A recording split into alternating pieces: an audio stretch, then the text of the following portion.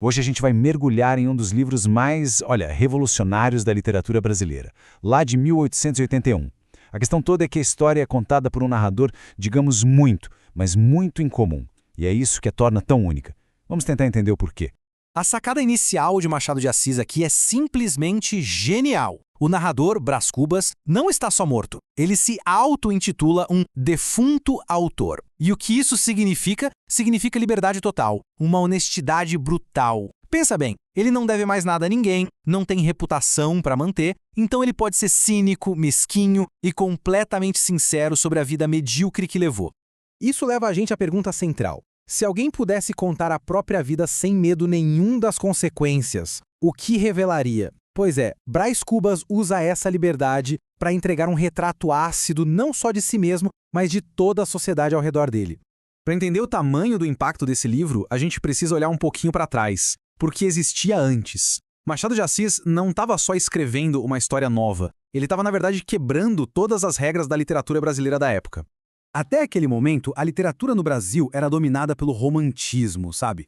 Grandes heróis, paixões avassaladoras, aquela coisa toda bem idealizada. Aí, em 1881, chega Brás Cubas e, pá, inaugura o realismo no Brasil. É um adeus completo aos heróis e um olá para a análise psicológica, para a ironia cortante e para uma crítica social, assim, bem feroz.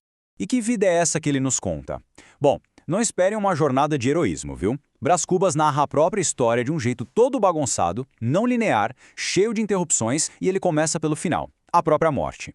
É basicamente um tour por uma existência de privilégios e principalmente de muitos, muitos fracassos.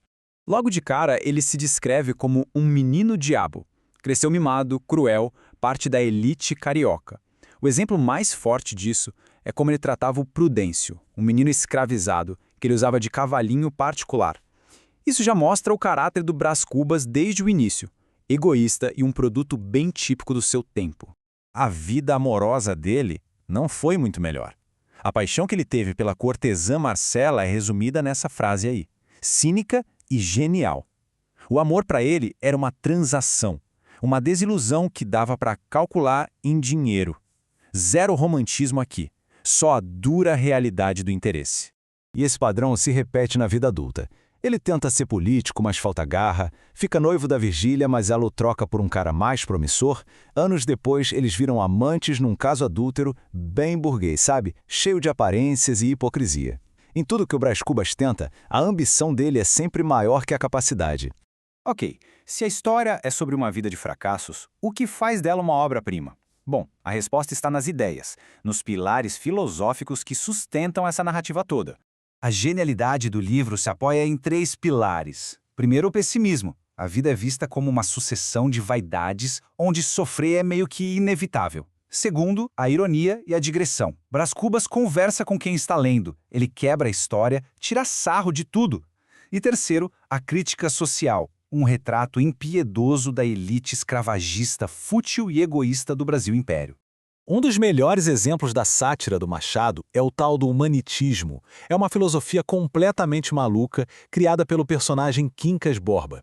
Na verdade, é uma paródia direta daquelas grandes teorias científicas da época, que tentavam explicar tudo com super-otimismo. E esse é o lema do humanitismo. Parece absurdo, né? E é para ser mesmo. Ao vencedor, as batatas. É um jeito cômico e brutal de resumir a ideia de sobrevivência do mais apto. Reduz toda a luta pela vida a uma disputa por um prêmio banal, tirando sarro da seriedade do darwinismo social. E tudo isso nos leva para o final do livro. Depois de contar toda a sua vida de mediocridade, Brás Cubas resolve fazer um balanço final. Tipo, calcular o saldo da sua existência. A gente imagina que o resultado vai ser negativo, certo?